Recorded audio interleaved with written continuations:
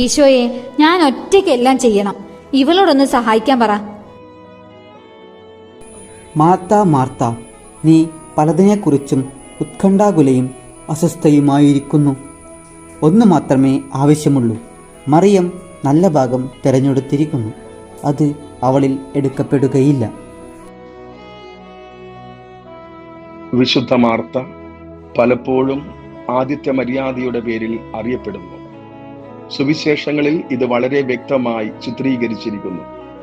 മറ്റുള്ളവരെ എങ്ങനെ സ്വാഗതം ചെയ്യുകയും സേവിക്കുകയും ചെയ്യാമെന്നതിൻ്റെ ഒരു അഗാധമായ ഉദാഹരണമാണ് മാർത്ത.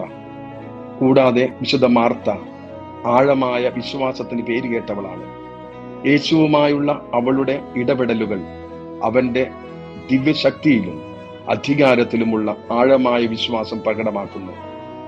യോഹന്നാന്റെ സുവിശേഷം 11-ാം അധ്യായം 21-22 തിരുവചനത്തിലൂടെ നാം വായിക്കുന്നു. മർത്ത യേശുവിനോട് പറഞ്ഞു, കർത്താവേ, നീ ഇവിടെ ഉണ്ടായിരുന്നെങ്കിൽ എന്റെ സഹോദരൻ മരിക്കുകയില്ലായിരുന്നു. എന്നാൽ നീ ചോദിക്കുന്നതെന്തും ദൈവം നിനക്ക് തരും എന്ന് എനിക്കറിയാം. യേശുവിന്റെ ശക്തിയിലുള്ള മാർത്തയുടെ അചഞ്ചലമായ വിശ്വാസം ഇവിടെ നമുക്ക് മനസ്സിലാക്കാം.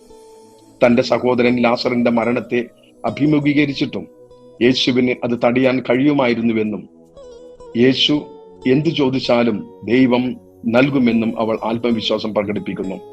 അതെ, നമ്മുടെ ജീവിതത്തിൽ വിശുദ്ധ മർത്തയെ പോലെ ദൈവത്തോടുള്ള ആഴമായ വിശ്വാസവും മനുഷ്യരോട് സഹായ മനോഭാവവും ഉണ്ടെങ്കിൽ നമ്മുടെ ജീവിതവും നമുക്ക് ചുറ്റുമുള്ളവരുടെ ജീവിതവും സന്തോഷകരവും ആനന്ദദായകവുമാകും. ദൈവം നിങ്ങളെ അനുഗ്രഹിക്കട്ടെ.